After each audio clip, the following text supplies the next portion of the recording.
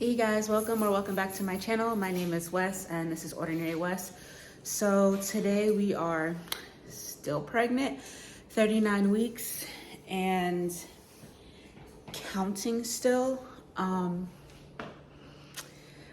Yeah, I don't know when she's gonna come, but today we do have a doctor's appointment and I'm gonna talk to my doctor about my options about being induced, just in case like we have to go there. I know there's like a date set, but just kind of get some more clarification on like how that looks and everything else like that. So yeah, we're heading off to the OB right now.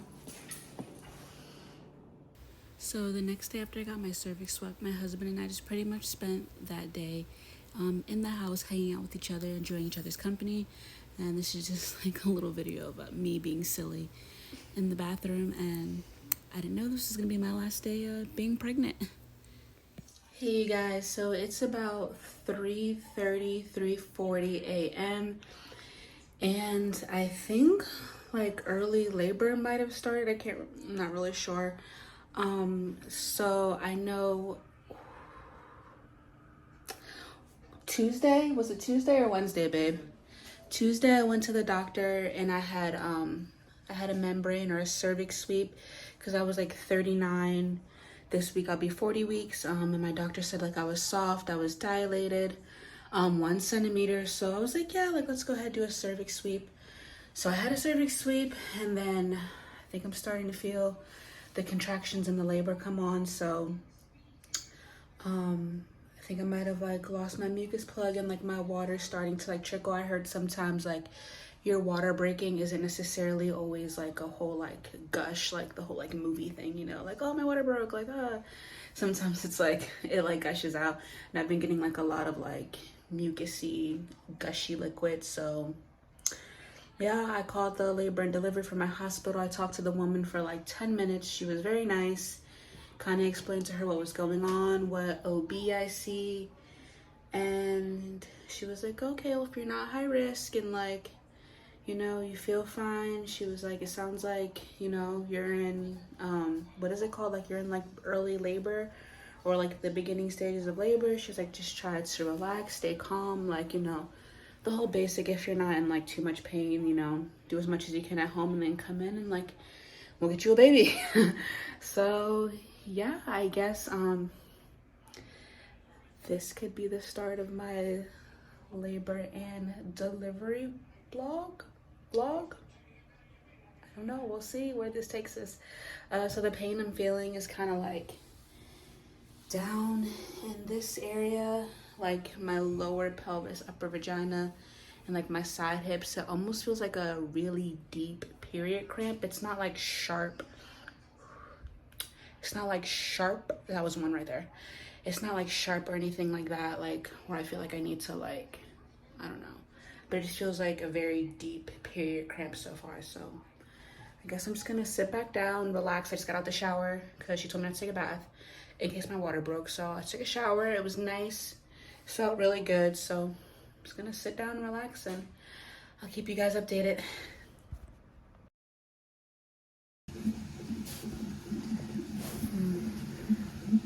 So it's been a couple hours since I updated you guys.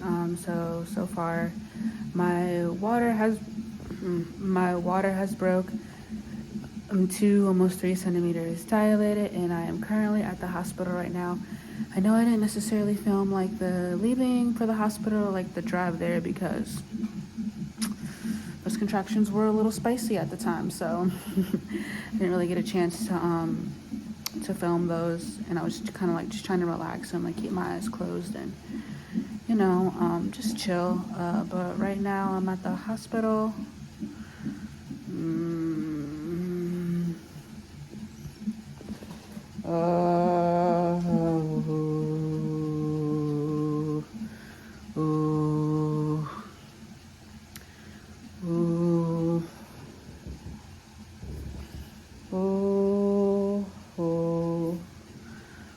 Sorry.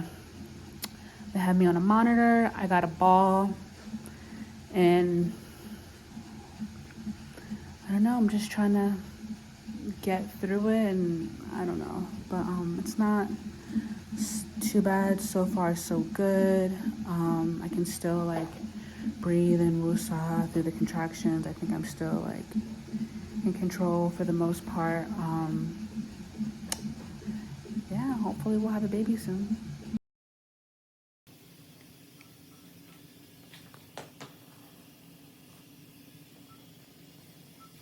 And you can trim this to have you like the baby's aid station. You get a video of the baby aid station and her little pamper.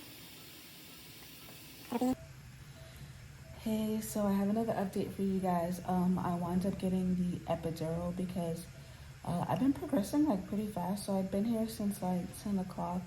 It's 3 p.m. I'm already 16 centimeters dilated. And the way I was progressing off like the last like pain medicine they gave me, the woman was like, well, she was like, if I give you another dose, she was like, it might make like you and the baby sleepy. And she was like, I just, just wondering if you want to get the epidural now because of the way you're progressing. And then I sat down, I thought about it. She talked to me some more about it, and I was like, yeah. I was like, I guess I'll get the epidural now since I'm moving along very nicely, because I just didn't want to get the epidural too early, and it like hindered my progress or anything like that. So I got the epidural. I feel great. I have a piece of hard candy in my mouth, so don't tell nobody. And yeah, I don't know, that's really it. Yeah. Hopefully we'll have a baby soon.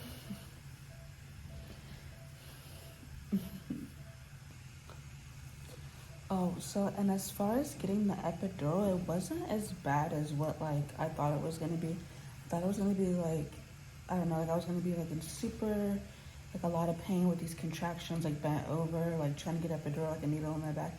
But it went by really fast. The lady was very gentle. She kind of like, whoop, did her thing, and like 15 minutes later, that was it. So the epidural, in my case, it wasn't a bad experience at all. Even with her putting the catheter in, they were very quick, very gentle, and yeah, it was fine. Yeah. So I know this is probably gonna be like the boringest like labor and delivery vlog ever, but so I've actually been asleep for the last couple of hours, and then just only like really waking up just for them to change my position with the peanut ball. So it's been pretty good. The doctor just came in and checked me, and she said I'm ready to start my practice pushes. They went and took some blood and took it to the lab. Blood pressure's a little high, but I've been having like issues with my blood pressure all day, not necessarily like it being high, but like it just not reading on some machines and then it reading on others. So they're kind of like kind of going back and forth on it. But at this point, we're pretty much getting prepared to push. So yeah, we'll have a baby girl soon.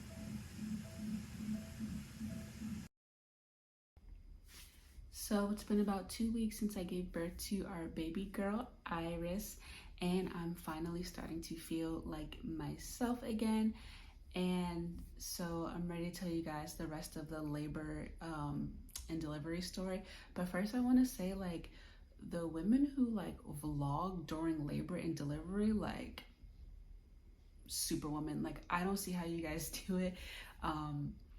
Not that like it was stressful or anything, but like, oh my gosh, my body was so tired during labor. Like, the only thing I really remember was like going to the hospital and like sleeping, and if I wasn't getting checked or like they were like turning me or like having me move like into different positions or whatever, like I was pretty much asleep the whole time. So those of you who can like vlog through labor, like, y'all got it, because it was a lot more difficult than what I thought it was gonna be.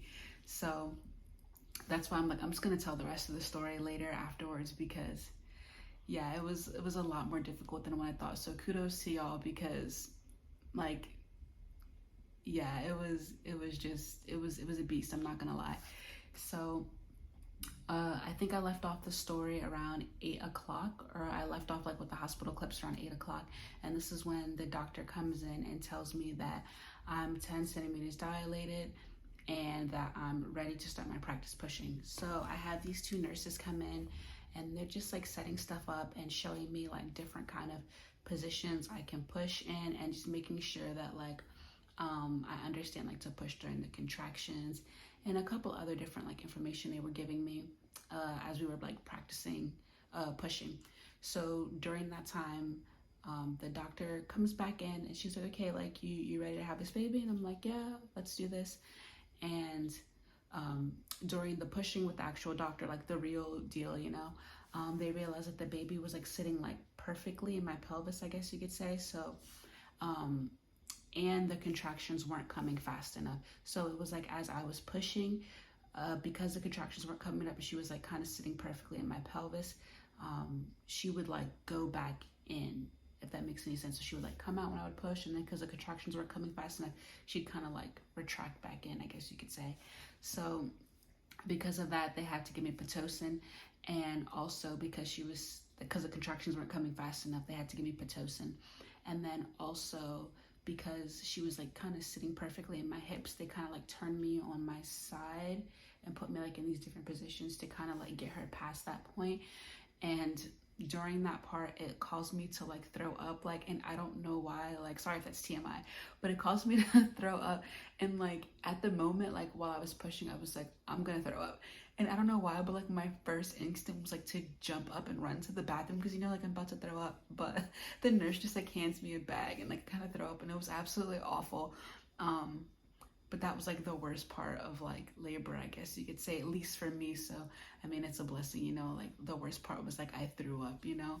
But once we got past that, once we got past that phase, like I threw up like 2 or 3 times, and then she finally like passed my hip area, and the Pitocin was starting to work.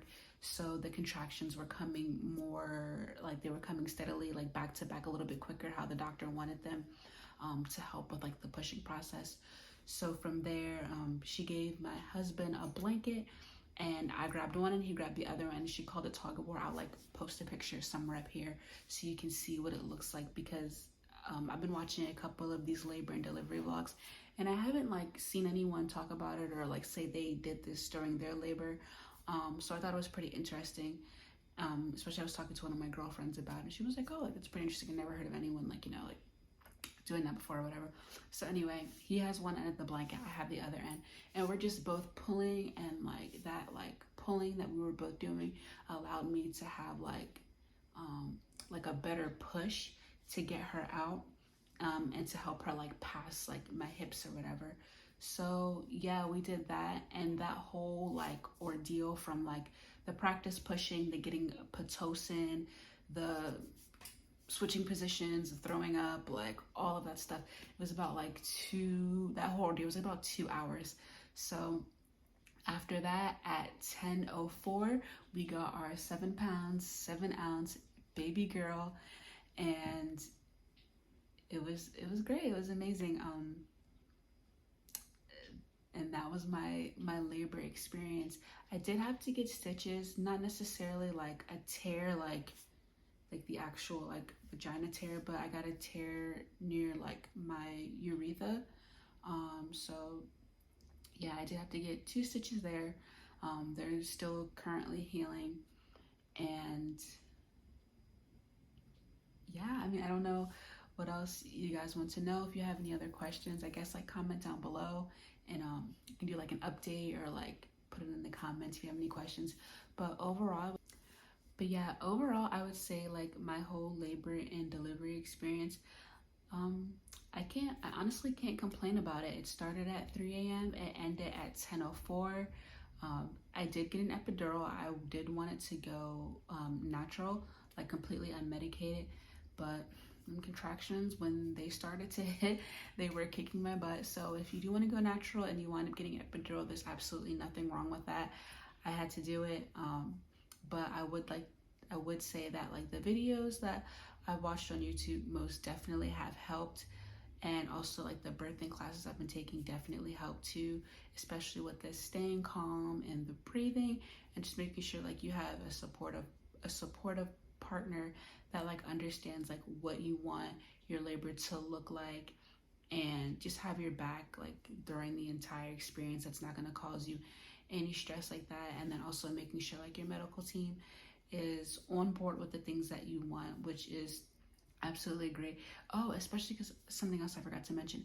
The doctor that was supposed to deliver my baby, like my OB, he was actually out of town that week because we talked about it like prior before. He was like, oh yeah, like this is the week I'm going to be going on vacation, because I know like I have a couple other patients who were due like along with you the week after. So my daughter was actually like a week early. But the other doctor that delivered my baby, she was absolutely great, and the nurses were great. So like I said, I can't complain about my experience, not even a little bit. It was great. It was relaxing, which is kind of strange to say about like labor and delivery, but for the most part, like it was very relaxing. Yeah, and I'm just super excited to be on this journey now as a first-time mom with my baby girl, and let's see where this takes us. Yeah.